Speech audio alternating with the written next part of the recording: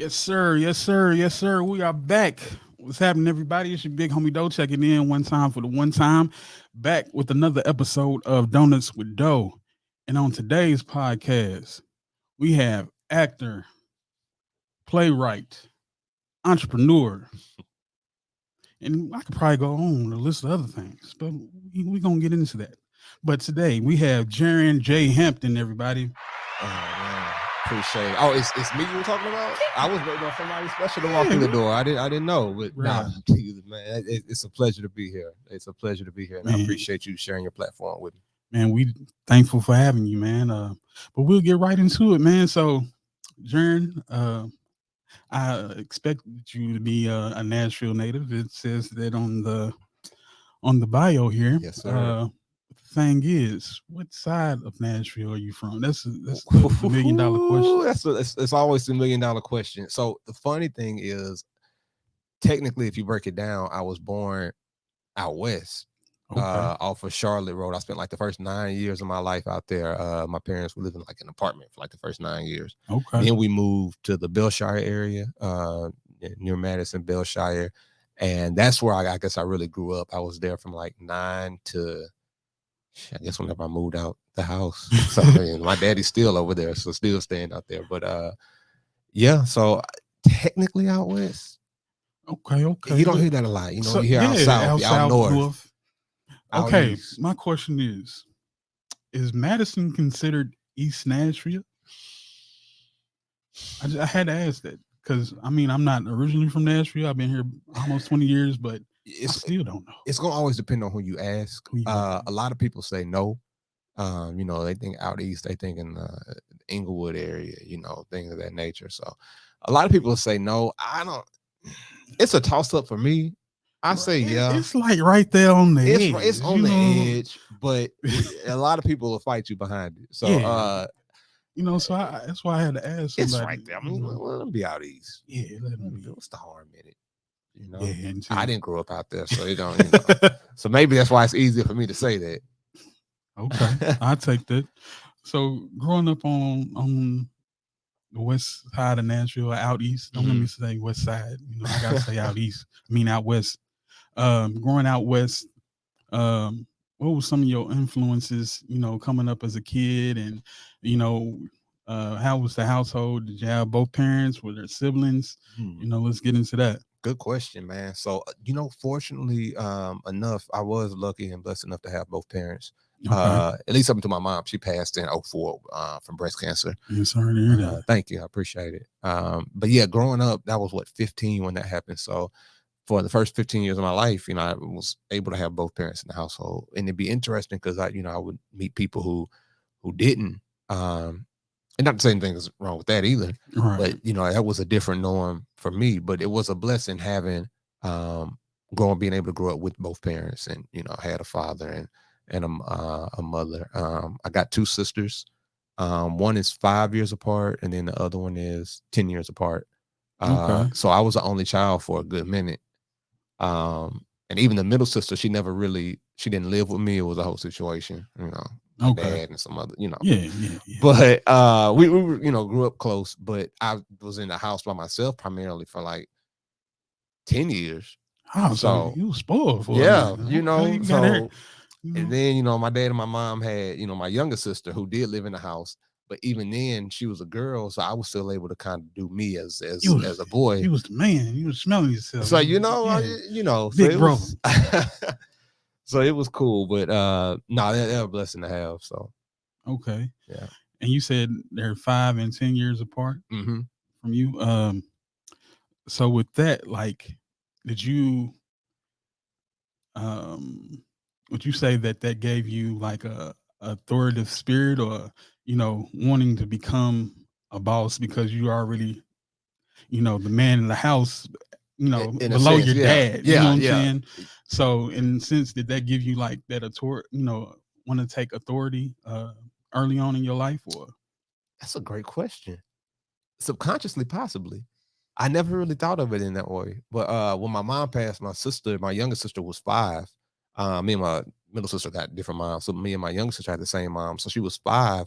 And when she passed, my dad was still taking care of us. but he would work. So I, in a sense, was thrown into a role of having to raise her, being 15. Not raise her. He raised her definitely, but having to watch her, babysit. It forced me to grow up quick, and then forced me to look after her at a young age. So I have the experience of seeing a child grow up.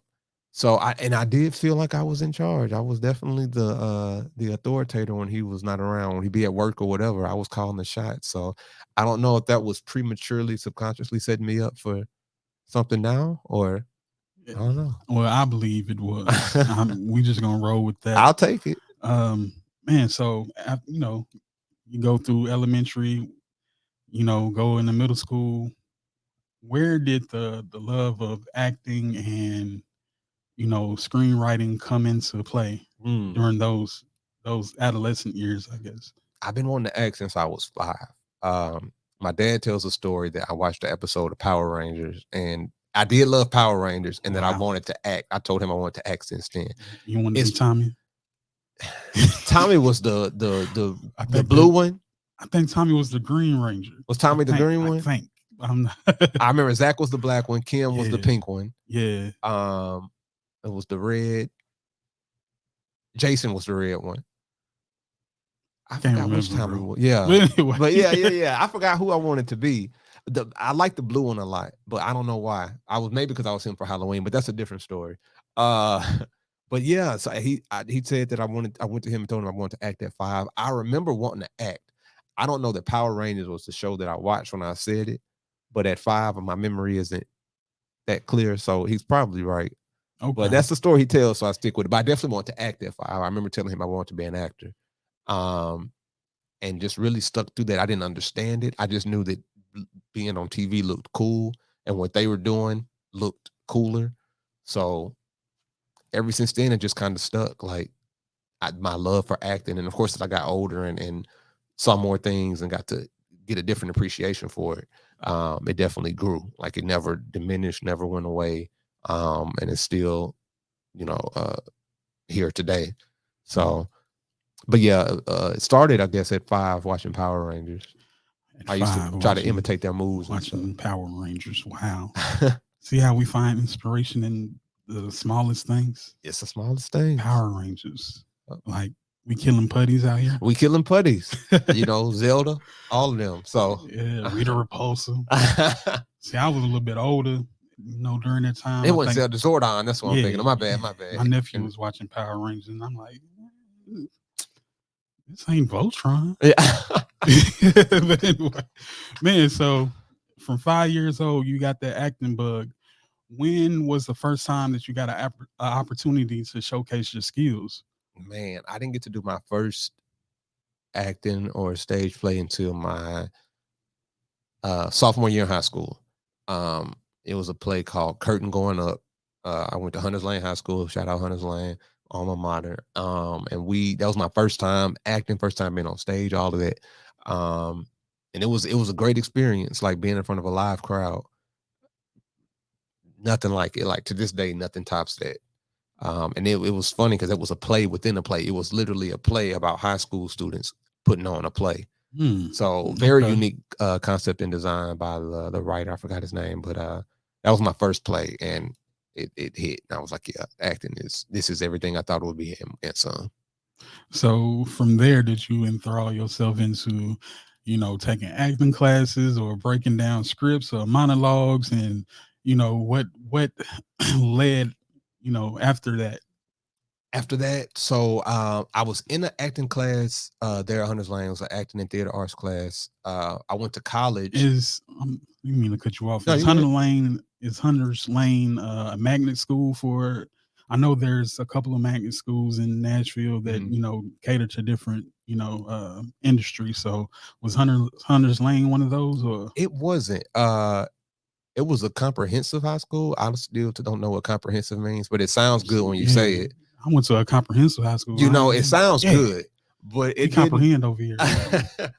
They didn't really specialize in that. It was we had an acting school here that specialized in acting. I forgot the name of it. It slipped my mind, but I know a lot of people that went there, and some people say I should have went there, but Hunters Lane wasn't one of them. It was just that's the high school, but they offered the courses. So I was like, yeah, I'm interested in that. I'll take that. Then I went to college at MTSU. Shout out MT. Okay, Millersburg. Yes, sir. I took some another acting class there. And in 2014, I took acting class from David E. Talbert. I don't know if you're familiar with him. He does stage plays and movies.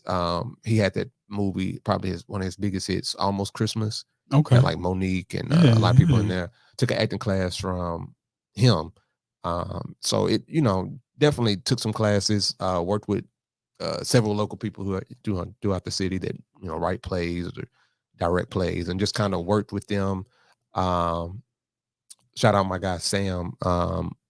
He did a play in college. That was my first time back acting since high school. So I met him at MTSU. He did a play. I was a part of it. Definitely reignited my passion. And from there, it was just foot on the gas, no brakes. Cool, man. So from there, we went to high school. We went to college. Um, are you building a community of people that have the same passion as you during this phase? From high school to college. Are you running into other actors and other screenwriters and things of that nature? Yeah. Yeah. Like I said, Sam was a guy I met. Him and I keep in touch. He's in my newest play coming up. I had the opportunity to meet a lot of local actors, writers, directors, and build a good connection and working relationship with them to where we work on a lot of each other's projects together. If they call me up, as long as my schedule's clear, I'm there, and vice versa. They return the favor if I need anything. So was really able to build that community because we're all just people, trying to make it, trying to strive for it with the passion and a dream. There's where Nashville isn't the best city to, accomplish that when you got cities like Atlanta and LA and New York, but we're trying to change that narrative. Man, you'd be surprised who actually came out of Nashville. A lot of people don't know that Art Voorhees was born in Nashville. Really? Um, I can't remember her name. She played on not House of Pain, but what was the other show Tyler Perry had with Meet the Meet the Browns. Browns? With Joaquin, the girl that played the sister. Yeah. She went to Vanderbilt. I can't Really? remember her name. Okay.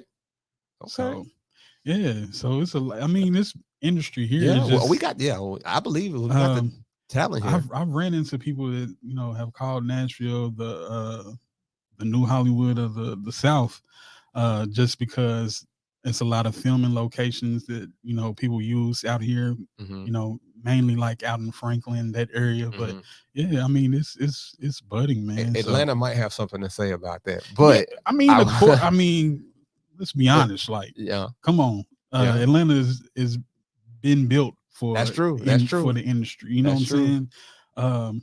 But with a lot of people in Nashville trying to diversify, Yeah. the things that they do and seeing the opportunity, like, I think it's good. It's a great look yeah. for Nashville. Nashville is home, so any improvement we can make for the city is great, especially in acting. I saw something the other day that I want to say that they were approved for a grant. I know they had applied for it, and I want to say they were approved for like a filming grant, which would help more big production movies come here because it would help something with the tax credit. Don't get me to in all of that. I don't want to say the wrong thing, Right. but it would allow it would be a cheaper tax credit. I want to say for bigger films to come in and shoot here. So it's kind of to entice Hollywood movies, like you said, to come to Nashville to shoot and film. So I think that'd be pretty good because it will open up opportunities for people interested in acting. It'd be nice to see that good old TriStar at the end of the credits. Yeah. Like the peach for Georgia. Yep.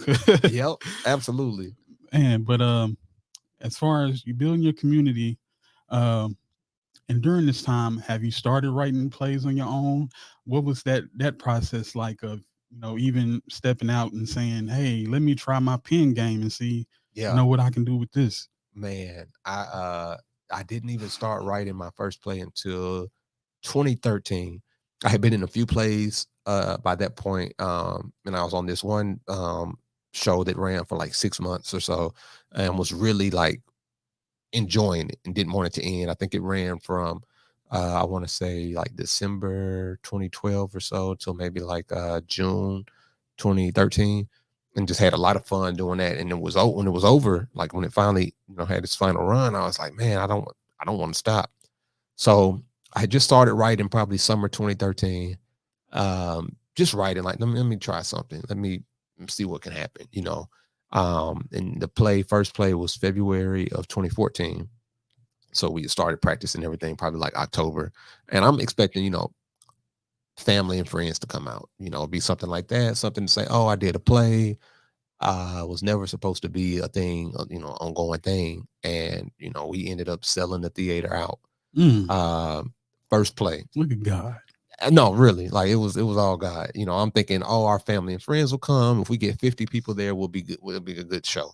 Have a good audience, and I can say, oh, I wrote a play, and it far exceeded every expectation I had. To the point where we actually, this was on me. I was young, I was green, didn't really know what I was doing. We oversold tickets to the play, so I was supposed to count the tickets for the amount of seats that we had from the company I ordered it with.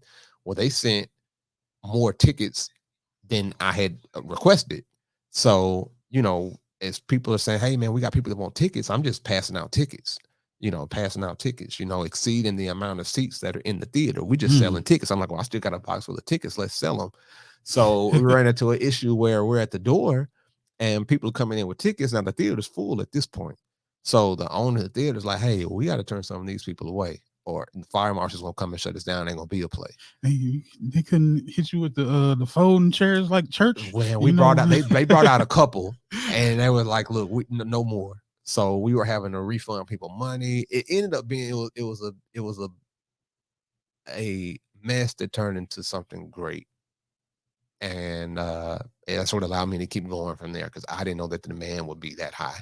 Um, it was a wonderful feeling. I mean, I hated to have to turn people away. People drove in from out of town. I felt awful, but it helped me to get better with my business going forward, at least on that aspect of it. But it was a great feeling for me, for the actors. Like, I don't think anyone expected that. I know I didn't.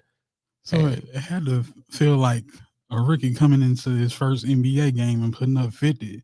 Yeah, that's a great way to put it. Yeah, I'm coming in there just dropping buckets left and right. And that's what inspired me to continue to write more.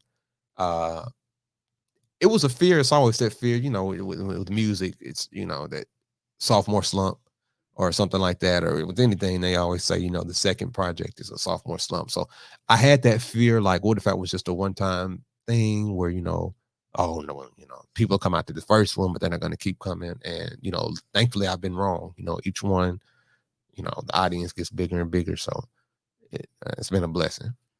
During this time, where are you drawing inspiration from? Like, who are you comparing notes with? As far as maybe there's a screenwriter or a playwright that you look up to, maybe a format of a play that you looked and observed and said, this fits what I'm trying to do. So what were, those influences? Where did they come from? Good question, man. So I get influenced by a lot. Like, even I can see a movie or hear a song and come up with the idea or concept for a play. As far as writing influences, seeing it being done locally by people was inspiration that I can do it. Tyler Perry, I think, definitely set the mold for how to write a play, produce a play, put it out there, have ownership of everything. And, he's definitely, I think, the top, at least for African American playwrights. Like, I can't think of, anybody that has done it to the level of success that he has. So seeing, of course, the success that he's had with doing stage plays and what it's turned into, seeing, friends of mine have success locally showed me that it is possible to do so. So that's, just the inspiration to continue to write. But yeah, I can draw inspirations from songs. I see a episode of TV on a commercial or anything like that. Like I'm like, okay, I can write. And a couple ideas will turn into, 70, 80 page script in, matter of months. I'll tell you something that I thought was pretty remarkable. I can't even talk. Remarkable, pretty dope is when Irv Gotti was bringing out Tales, where he would bring like a song to life, make a whole like episode from a song. I I saw think he that. had a Warning Mhm. and a couple other songs from the 90s. I thought that was pretty dope. Yeah. Um, man, and I just recently watched an interview with RZA Mhm. on All the Smoke, and he was talking about just finding inspiration, how he finds inspiration from movies, Mhm. and he made this comparison of he had said something about like a great film movie. I can't remember what it was, but Mhm. then he also referenced Attack of the Killer Tomatoes, Mhm. and the point he was trying to make is that somebody gave this man a budget. Yeah. You know what I'm saying? Yeah. So somebody actually believed in him enough to even, it might have been a horrible movie, but somebody said, Yeah. Yeah. let's do it. Yeah. So Yeah. my question is for you, like, what has been that inspiration to keep on going and, get going out here and getting funding for these plays? How have you conducted, that on that aspect, and how did you even find your business acumen, out here Mhm. with, I say, no real blueprint. You just doing it, Yeah. off the muscle. Yeah. Man, the first couple plays was all out of pocket. Like every penny was spent straight out of pocket on the hope and the prayer that I make it back. No more J's. Yeah, Can't he buy the said no. J. Man, it was definitely, Might have had to sell a couple pair listen, of I'm telling grails. you, I'm like savings account sitting there like, what you doing, bro? Like, what's going on? And thankfully it paid off. So I was able to, put it back in a little bit. But it was the first couple were all straight out of pocket. So on the very first play I did, I was telling about the one we did in 2014, like I pretty much did everything, like from finding the theater to negotiating the contract with the theater, doing the casting. Of course, I wrote it, directing, acting in it. Like I did it all. And my dad has been a huge support system. Um, so after I did the first one, when I said I think I want to do a second one, he came along on the business side and was a huge help. He was like, I'll find you a bigger theater," which he did.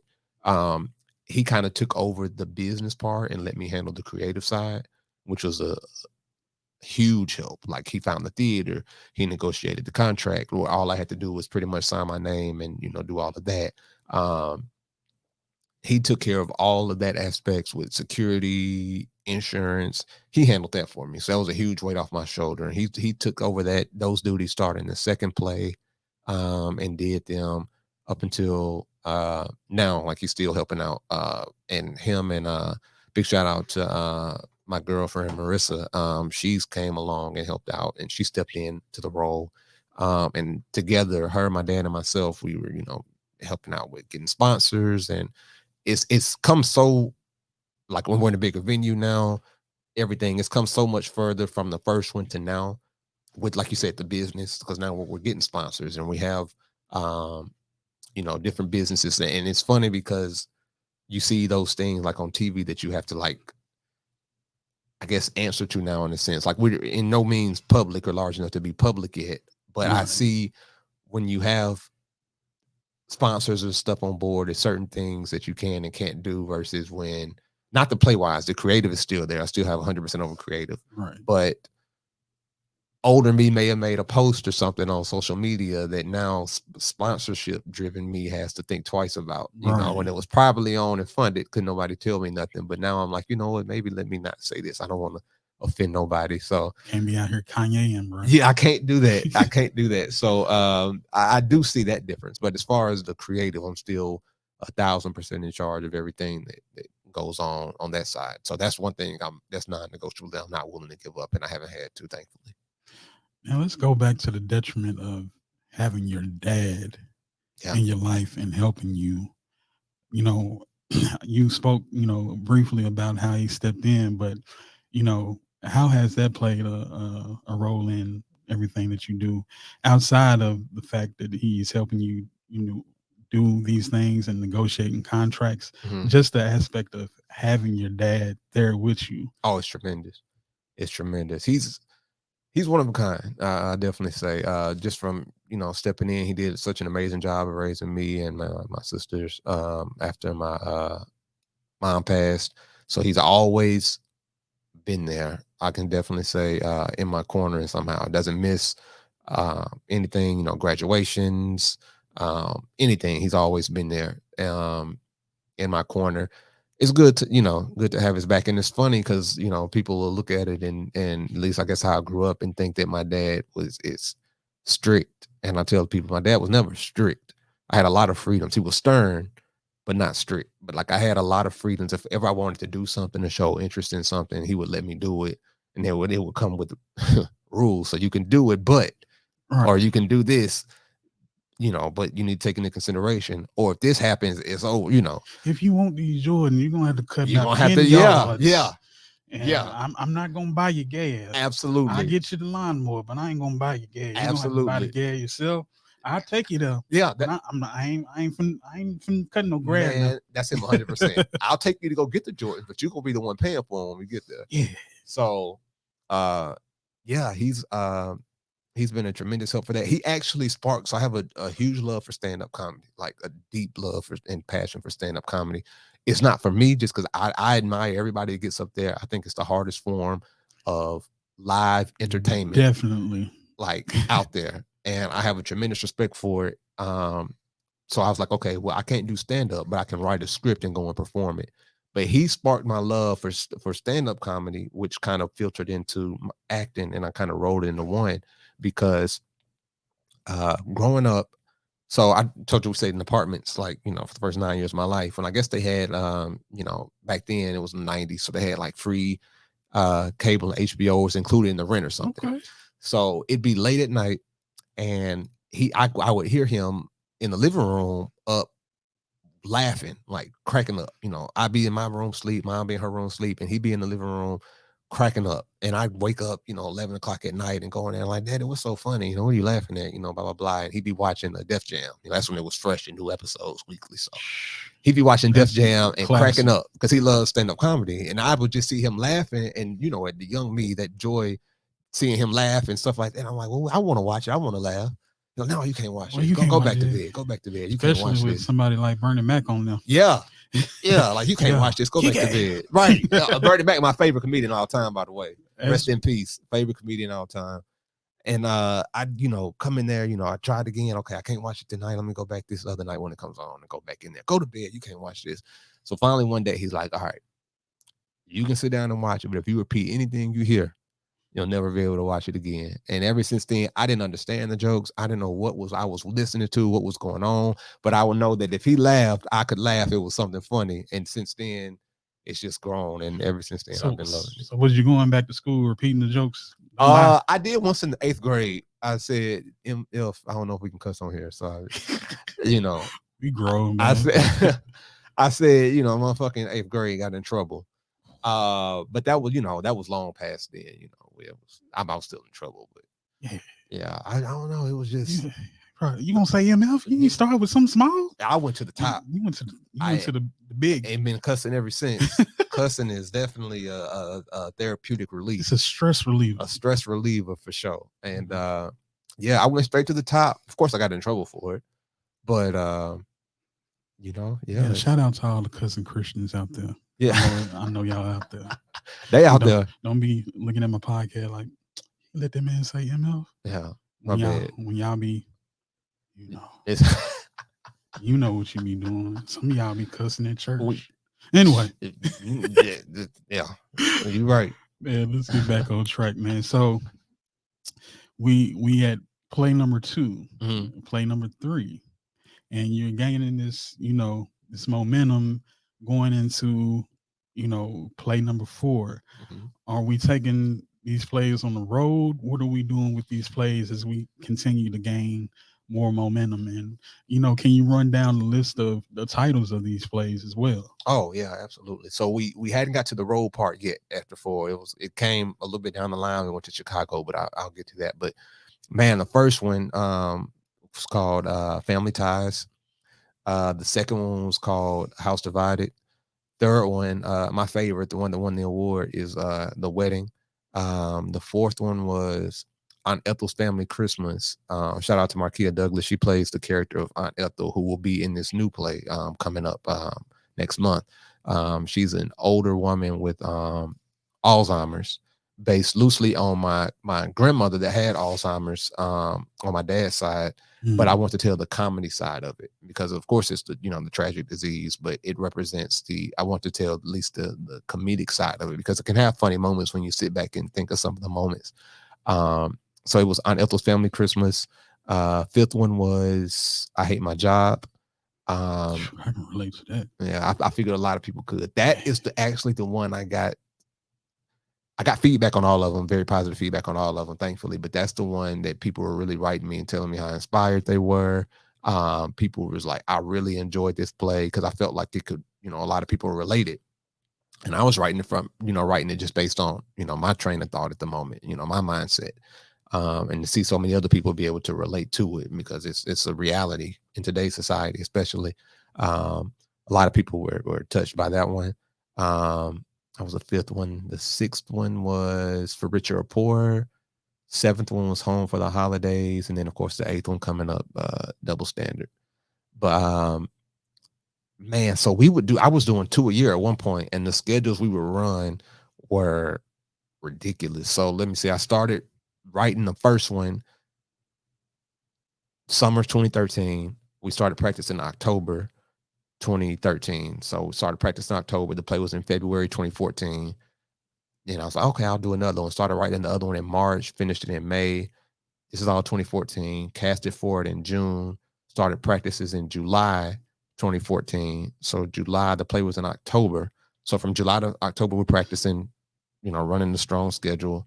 Then I already was writing the third one, The Wedding, as we're doing the second one. So it took me like 2 weeks to write that. So we finished that in October, the second one, took the month of November off, and then started practicing for the fourth one, December. It was in April. And then wrote another one and casted for that one in June. And we did that one in November, December. And then I was like, okay, I need a break. So we were running essentially 2 years strong, with a month or two off here and there, but essentially running for like a good 2-year period, really just building a fan base. Okay. It was hard work. It was enjoyable work, but it was tough because, I still work full-time job. And, still trying to do, live a young life in my 20s, still trying to go out, still trying to go out of town, still trying to turn up, still trying to hang out with friends, still trying to hang out with family. So trying to juggle it was a lot, but it was definitely a passion. So it made it not as hard. My question is, how do you know that a script is done? I mean, because with music, you kind of have a format. You're going to have 16, you're going to have a hook, another 16, maybe a 12, a bridge. But how do you know when a script is done, complete? Like, you know what? I can live with this. That's a great question, man. You never really know. And I say that because even now with the play being next month, we're still making small changes to certain things in the script now. We've been practicing since May. So the best way to do it is really read it, have someone else read it. And what I do, what I've started doing now is I'll get, if I already know that I want to cast someone, I'll check their availability, make sure they're, free and clear. And then I'll get a group of us and we'll read it together as a unit. And if it sounds good, if they give me positive feedback, that's what we go with. But as we practice, we still make small changes. Like, hey, if this character did this, I think it will be better than that. And I give all the actors freedom to come up with any idea. And if I like it, we'll use it. If not, we won't. Like, yeah, that was the question I was going to ask. How much room for improv do you leave in your script? How often do people go off script and you have to reel them back in, or it makes for sometimes it makes for a funny moment. Yeah. So, oh, absolutely. I allow full creative control because I consider myself an actor first before anything else, just because that's my passion is in the acting. The writing was just really to create work and opportunity for myself and others. But as an actor, you want to have free range and control of that character within the character's limits, of course. So I always say, if you have an idea, bring it to practice before you bring it to the stage. And if I like it, we'll keep it. If not, I won't. But some characters have a little bit more freedom than others just based on who the character is. So if it's an older person that may may not have a filter with their words like we know older people to be like in real life. They may have a little bit more freedom than a character that's maybe more serious or more liberal or whatever it may be. So but the opportunity and freedom is there, especially if the audience is loving it. I may let it go on. Yeah, I want right here for my dentures to fall out. You know. Yeah, But, I think it'd be funny. And I'm like, we'll give it a try. yeah, I don't know. It's COVID out here. We Yeah, don't know about, your spit flying everywhere you while you're know. trying to act. Yeah. Anyway, man, so um, we come to putting it on the road. Mm-hmm. We go to Chicago, Yes, sir. the Windy City. Windy City. How does that come about? How does someone find you down here in Nashville and say, "Hey, Jan, man, won't you bring this thing up to Chicago, bro?" Yeah, man. So it was shout out to Rachel Gray. She's actually in this play too. She sent me the info for it. So it was like a competition, like a playwright competition Okay. throughout the United States. And it was the host city was Chicago. So she sent me the info, like an Instagram message or something. And, I had looked into it, didn't consider it much. I had Googled it, looked into it. I was like, oh, it's not too bad. And it was like a free to enter type thing. So I was like, oh, okay, well, no, it was like submit a script to, see if you can qualify type thing. So I submitted the wedding script just to see. And I submitted it. And the guy, Victor Gully, who's over it, called me the same day, like a couple hours later. It's like, man, me and my team, we just read your script. We definitely think, you're in. We definitely want you to come and be a part of it. Bring this play there. It's great, and we need this to be a part of it. It's something different. So I gathered up some people because it wasn't the full play. It was a scene from the play. And we went up there in Chicago. I want to say we came the furthest, like from Nashville, because a lot of people were local to Chicago or from surrounding states and cities like Indiana, or it wasn't too far or something like that. But yeah, I think it was a 2-day event. They had like judges like Leon. Who else did they have? They had a lot of other people from different movies and stuff like that kind of be a part of it. It's killing me because his name is slipping my I'm gonna think about it later on. But yeah, just a lot of judges and stuff like that. There was a big audience. Lil Nas X was in the audience. There was a lot of people there with some name and some weight behind them, and it was us competing with maybe like 10 to 12 other stage plays. So we took it up there. We were the only ones from Nashville. We're gonna represent. We didn't really have anybody in the audience there with us. It was just us together as a unit. And yeah, I'm thinking, if we placed third, that's a win for us. And we ended up winning first place in the play. I won the Playwright Award. The play itself was awarded. So it was a wonderful feeling. Did not expect it, but it was great. So you on road taking W's, man. It was a great feeling, man. So how did you convince a team of actors to be like, hey, come on, bro, we finna go to Chicago, we finna put on for the city, man. Look, I ain't got no money right now. I promise you, bro. Yeah, we make. Shout out if we make it in Chicago, we can make it anywhere. Yeah. Shout out, man, and big shout out to them. My brother KP, he went. Tay, who we talked about earlier, Tay went. Comedian Josh Black, he was on board. He went with this, man, and I had worked with all of them before, and I just called them up with the opportunity, and they thankfully they were all on board with. They like, yeah, man, sounds dope. And it was money if we were to win, so that helped entice it also. So I'm like, man, we don't just win an award, we win some money behind it. Yeah, we're gonna split this. Gonna split this, man. Yeah, so that helped, and they believed in it. They believed in the project. I believed in it. We practiced that together probably about 2 months before we went up there, and we went up there and did it, and everybody did a great job. And I'm so thankful for them because they probably living out a dream in theirs too, but helped me to accomplish one of mine too. So it was super dope experience. Like the whole weekend we were up there, we just had a great time. I always say Robert Townsend, that's his name. My bad. He was one.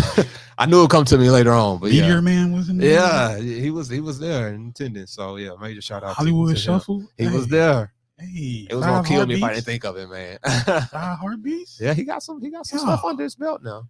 Hey, a story about Robert Townsend is when he made Hollywood Shuffle, he actually like maxed out all his credit cards to really.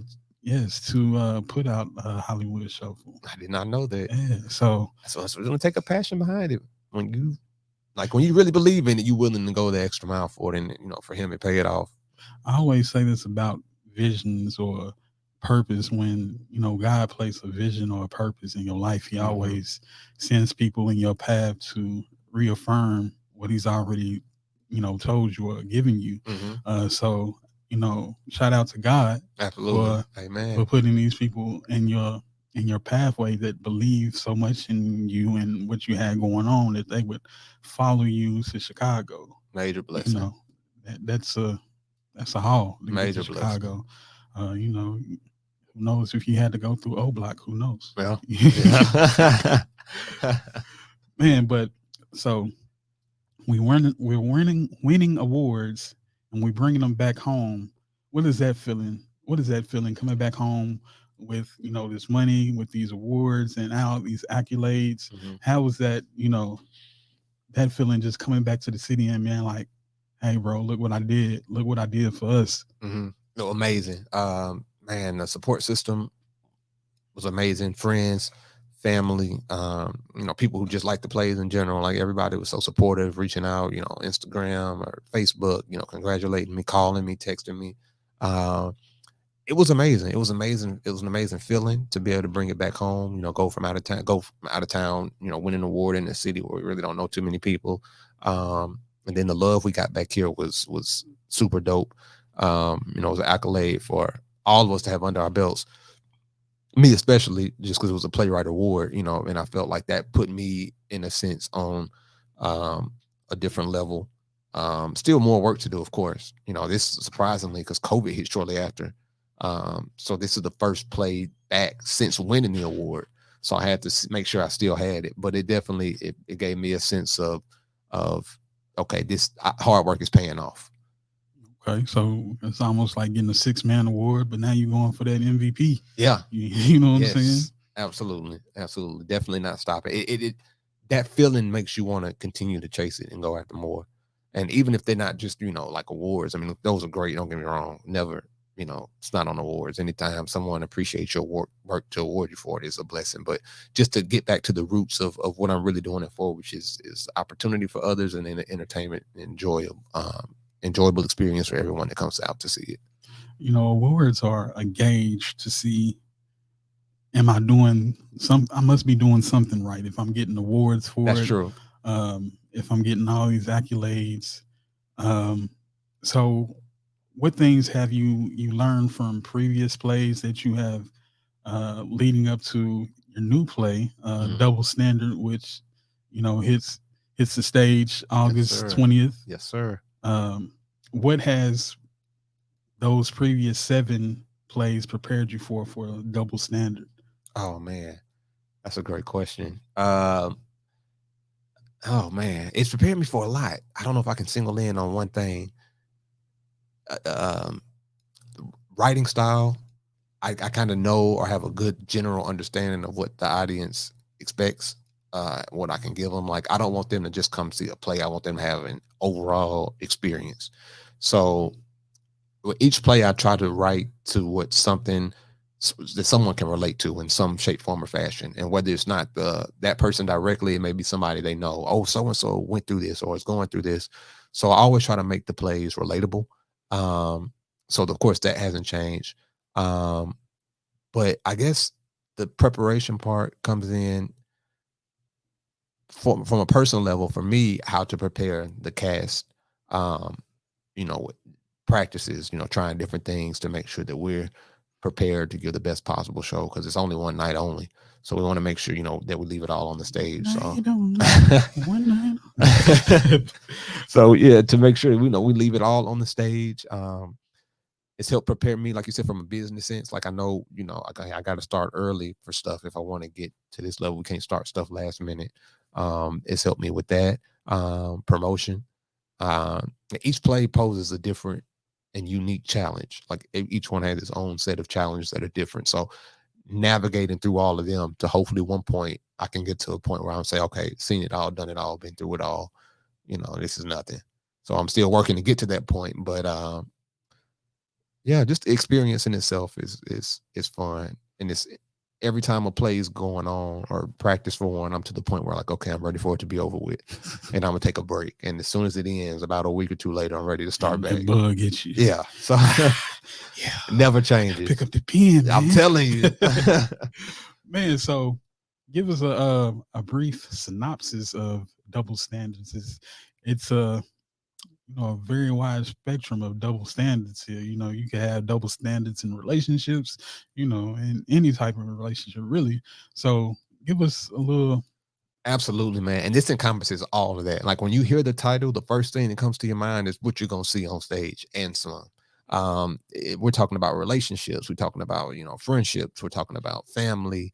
We're talking about what double standards are, the rules of man versus women, or should so-and-so do this, or should so-and-so do that? Is that considered masculine or feminine? Is that considered feminine or masculine? Like it's a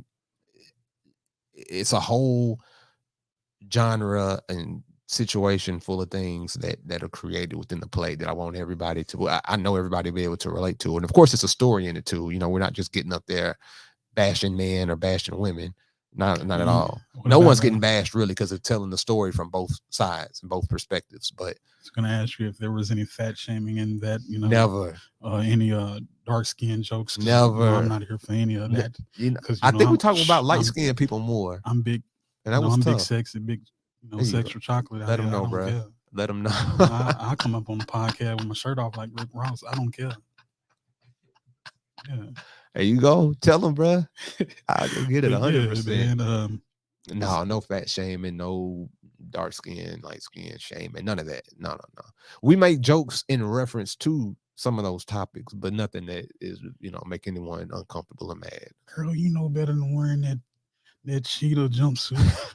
You out here looking like an endangered species. Anyway. We encourage all endangered species to come out to the play. This is not a shot at any endangered species. We want them all. Saber-tooths. Yeah. all of them. Yeah, because, saber-tooths is like an older cougar. You know what I'm saying? Oh, really? Yeah, nah. You don't hear about saber-tooths too much. I just made it up. Okay. Okay. It made sense to me. Because, you got cougars. You got the cougars. So you got to have a saber-tooth is so way older.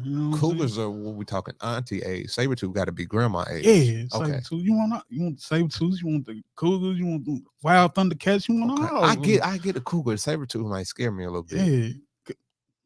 And I don't know. But I get it. It's everybody's got a fantasy out there somewhere. Man, so with putting out these plays, do you see a diverse crowd? I just mentioned older people, older demographic, a younger demographic. Mm-hmm. You have people of all races coming out to these plays. Mm-hmm. What does your crowd look like? Man, we've been blessed and thankful enough to have some of everyone come out. Like you said, we get an older crowd generally because older people, enjoy stage plays and theater. We get younger people because the subject matter is usually, targeted for everyone, but a lot of young people can relate to it. So we get younger people, we get children coming out, we get people of all races coming out. I've had different races in the plays in the past, so they come out and support. So different ages, different races, different genders, of course. So everyone's able to come out and enjoy it, and I think it's something that everyone can take something away from it. Outside of enjoying it, it's trying to be a message in all of it. So I think everyone's able to take something from it, and whether they apply it to their life or just use it for a conversational piece, it's there. And let's go ahead and plug the double standard.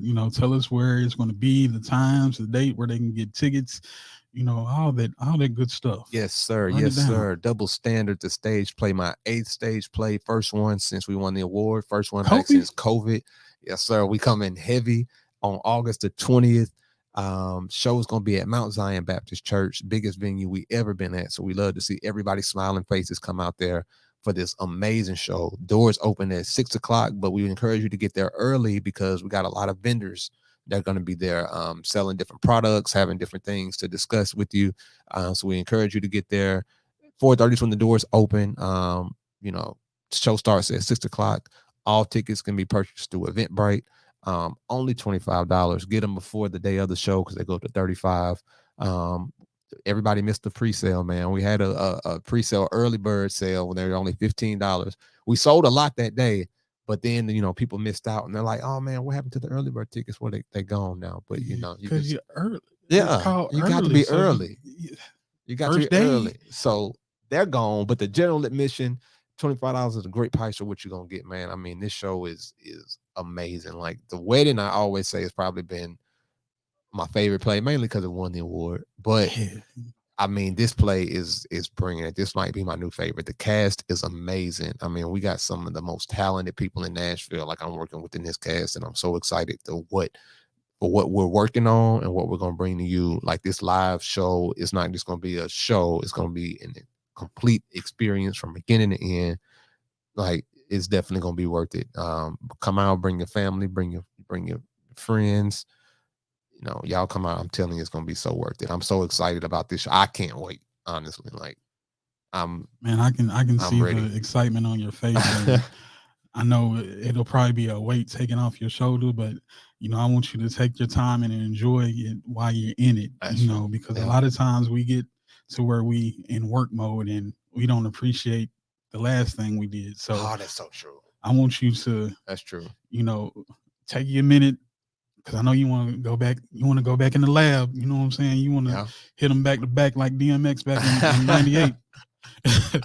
But sometimes you got to just let it breathe, man. Yeah, that's true. Uh, Before we get out of here, I got a Mhm. little segment on the show I call "Doe's Half a Dozen," Okay. and it'll be the unofficial sponsor for the day is Joe and Doe Cafe here in Okay. Murfreesboro, Tennessee. Okay. And with this segment, what I do is I ask you, obviously half a dozen is six. Mhm. So I ask you six of a favorite thing in a category or your top six in, whatever category I pick. Okay. So with you being a playwright and, an actor, uh, give me your top six stage plays That I've seen. that you've seen, or that Okay. that you like or have heard of. Okay. Top six stage plays. Man, I feel like a lot of them will be Tyler Perry plays. Okay. Just because I grew up watching them, like I'm sure a lot of people did. Um, but I'm gonna mix it up. I love the story of Romeo and Juliet. I don't know where I would rank it. Romeo and Juliet. I know it's a classic and it's cliche, but I was able to act in a modern day version of it a few years ago, and just that overall story because so many people take and grasp from that and weave in their own concepts, of course, some movies and everything. But the overall story of two budding families that that you got the man and the woman that love each other, but their families hate each other, so they can't be together and all of that. It's classic, great I mean, storytelling. it's everything. I It's mean, it's everything. Bloods and Crips. Yeah. It's Republicans and Democrats. Yes. It's representative It's of life as we know it. Titans and the Bengals. Hey, why you going to bring that up? Come on, man. Bro, I That had to, hurt. yeah, I thought I we was know. cool though. What's going Nah, on, nah, man? because what I I'm did still was, I'm still grieving. a couple, maybe last month I went on a whole AFC tour. You Uh-huh. know what I'm saying? I went to is that Paul Brown? I think that's the Cincinnati Yeah. Bengals stadium. I went Yeah. there. I went to the Cleveland Browns Stadium. Hmm. I went to the Buffalo Bills Stadium. You know Mhm. what I did is I sprinkled a little bit of that Tennessee flavor. Okay. You know what I'm Okay. saying? Okay. Give them that I vibe. like So, that. man, they I feel like that and that. be like, you know what? I like Them that. Titans coming, man. We better Man, tighten up. listen, I've been a diehard Titans fan since we've had the team. And that was I was at the game. Me and my girlfriend, we were at the game, and she had just had her wisdom teeth pulled 2 days before, and wanted to go. And I'm like, "Are you sure you want to go?" And so we sitting out in the cold. It was a close game, and I just knew that was our year. Bro, don't. It's heartbreak. You Me, brought it up. my Yeah. bad, my bad, my bad. But shout Back out to to Titans. Yeah, the yeah. back to the Back to question. the question. We got Romeo and Juliet, so we Romeo and need five more. Juliet. The first ever Tyler Perry or Medea play that I seen was Family Reunion. And it's funny because we saw it at a family reunion, or we got it and brought it home and watched it. So that's on the list. I probably throw a couple more of his on the list. I've seen a few of his live, but to switch it up and get out of his, I probably add a couple of mine on the list, maybe. Okay, shoot, hang yourself up. The wedding one. I would say I Hate My Job would be one.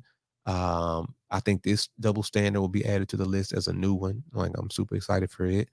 And it's one other play David E. Talbot did, and I'm so mad I forgot the name, but I watched it and it was really good. I think it was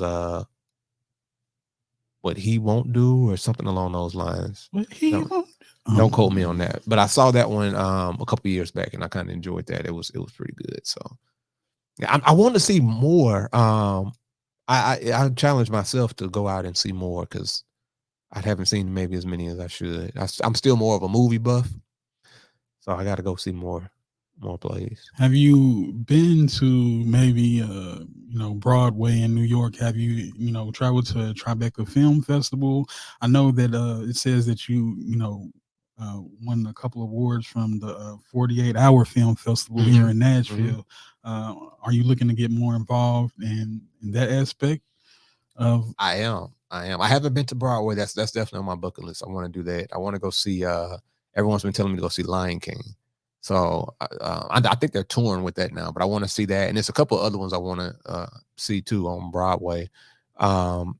Film festival, yeah, we won that. Me and my little bro Keyshawn, shout out to him. He's an amazing up and coming actor in the city. And we worked with this guy named Logan and Carter, and won a few awards doing that.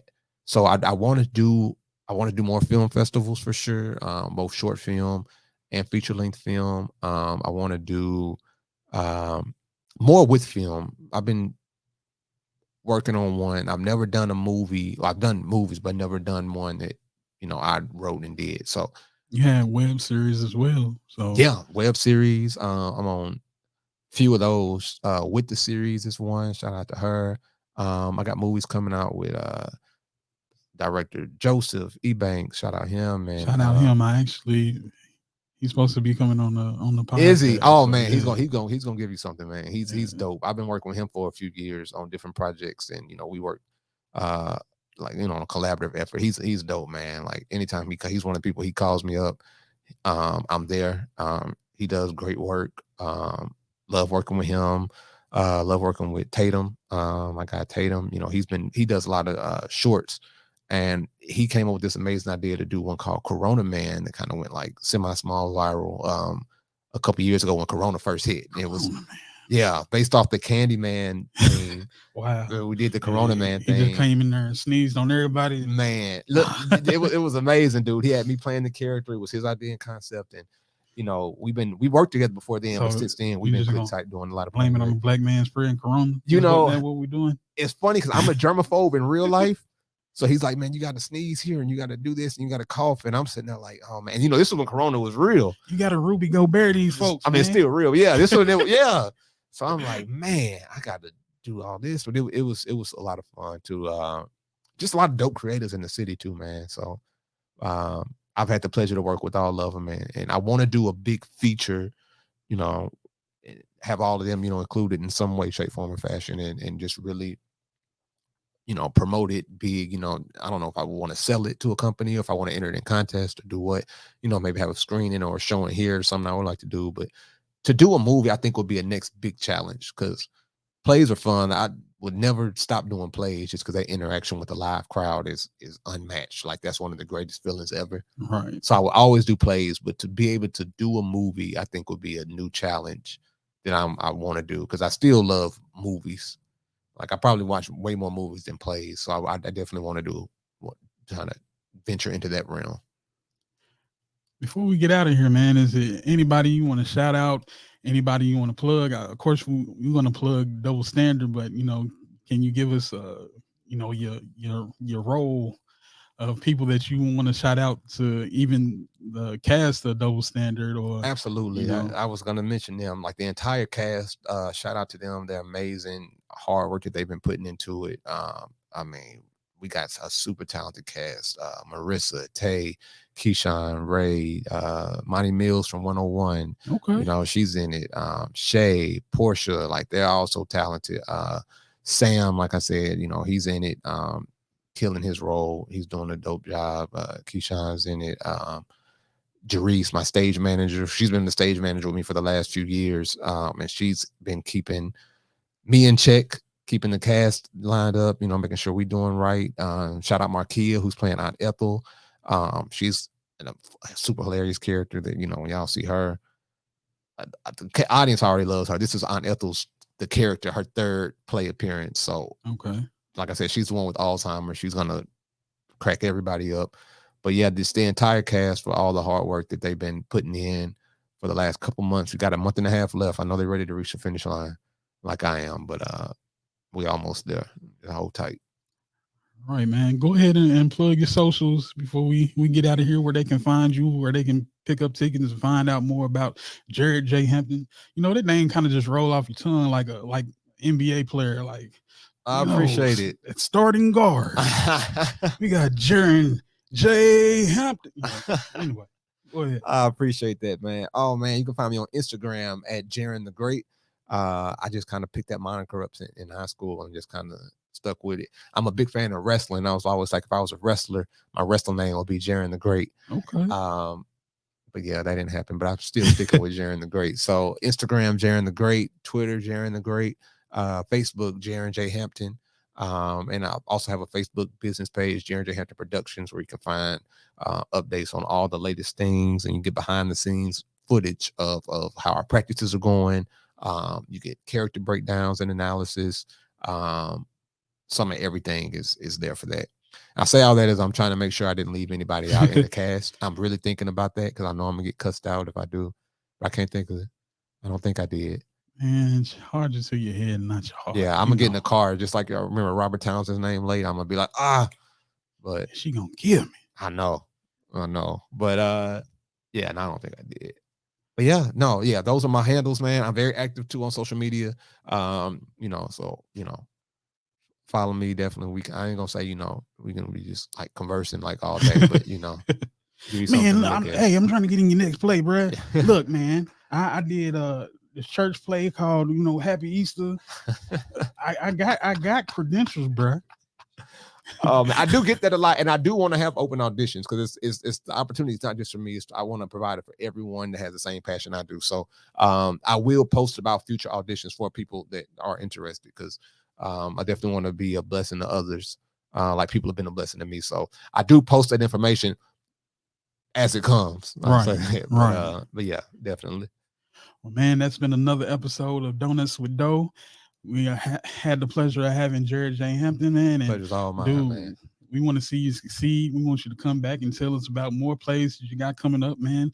But just keep us in the loop, man. Absolutely. And I appreciate you guys. You sharing your platform with me. Definitely been a pleasure, man. Got a new fan of me for sure. So I'll definitely be plugging Donuts with Doe podcast, man. This is dope. On the STP network. Yes, sir.